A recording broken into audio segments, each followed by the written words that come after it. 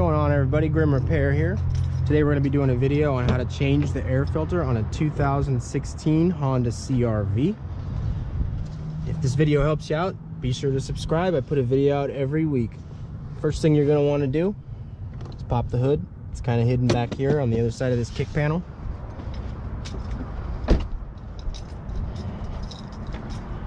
Open the hood. And the air filter is here in this box. And we're gonna pop these 3 retaining clips out. And then this just lifts off and slides out. Slide the new one in.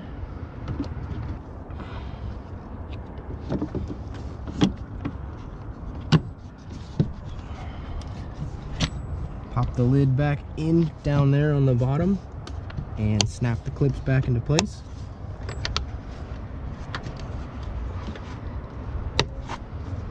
That's it. High five, you did it.